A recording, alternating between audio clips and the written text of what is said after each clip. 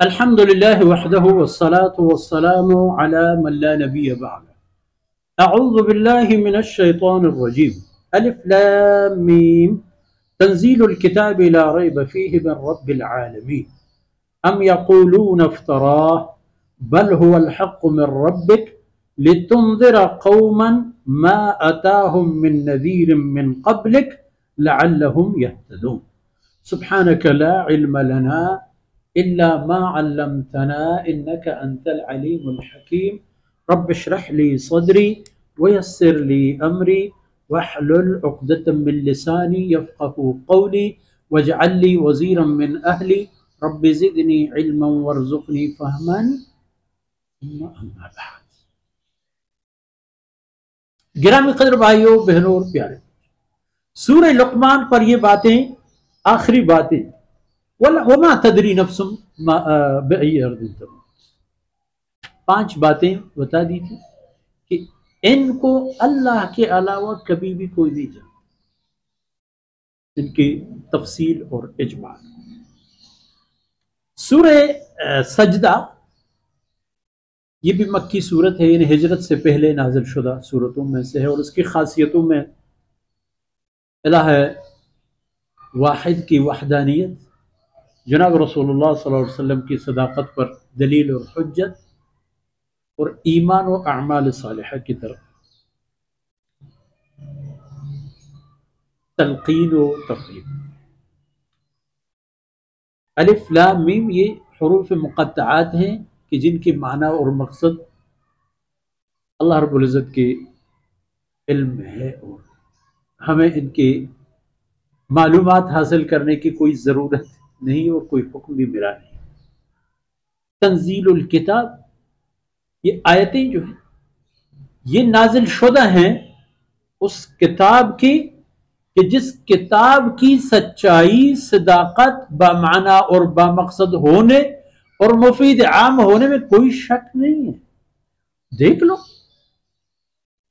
کتاب کے احکامات کو پڑھ لو، یعنی ایک دیانت دارانہ رائے قائم کر کے ان کو پڑھ لو، اگر مفید ہے لوں گا، مفید نہیں ہے نہیں لوں گا، یہ سوچ لے کے آ جاؤ تو پھر نہیں دیکھو گے کوئی شک اور شبہ کی بات، پھر یہ نہیں دیکھو گے کہ یہ کتاب ایک مخصوص ٹولہ کے لیے۔ ہاں، اگر مخصوص ٹولہ کے لیے ہے تو وہ مخصوص ٹولہ جن اور انسان کا ٹولہ ہے، کل انسان۔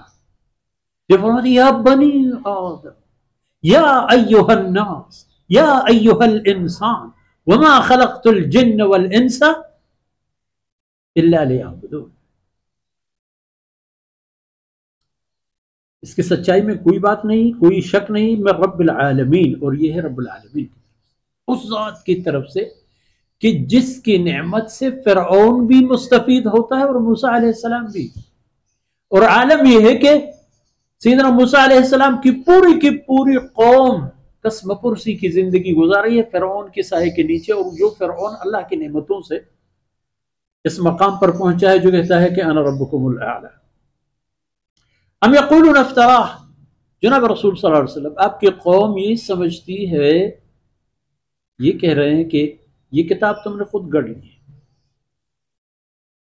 ان کی یہ بات تو خیر وہ خود جانتے ہیں کہ غلط ہے، کوئی انسان کی بات اتنی جامع اور مکمل کبھی نہیں ہوتی، چاہے وہ انسان کتنے عاقل باشعور کیوں نہ ہو۔ اگر ایک انسان عقل و خرد کی کسی اعلی مقام پر پہنچ جاتا ہے تو اللہ کی مدد سے، اور خصوصاً عقل اور عظمت اور فراست و فہم کے اعلی معیار میں انبیاء علیہ السلام سے بڑھ کر کوئی نہیں ہوتا، اور انبیاء میں محمد رسول اللہ صلی اللہ علیہ وسلم ان کا مقام سب سے بلند۔ بل هو الحق من ربک، یہ تیرے رب کی طرف سے حق بات ہے، لتنذر قوما، تاکہ آپ آگاہ کریں ایک ایسی قوم کو، ما اتاہم من نذیر من قبلک، جن کے پاس آپ سے پہلے کبھی کوئی اللہ کا رسول و قاصد نہیں آیا، تاکہ آپ ایسی قوم کو تربیت کریں کہ جنہوں نے کبھی کسی نبی کی امتی ہونے کی سعادت حاصل نہیں کی۔ اگر ان میں سے کسی نے دین مسیح اختیار کی، سیدنا عیسیٰ علیہ السلام کی دین اختیار کی،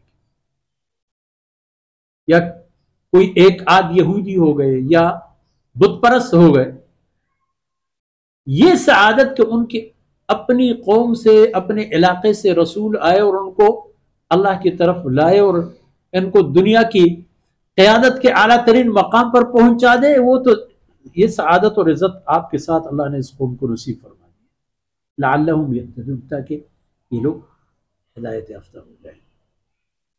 اور جب ہدایت یافتہ ہو جائیں گے تو پھر ان کو اندازہ ہوگا کہ بشری حیات میں ان کا مقام کیا ہے۔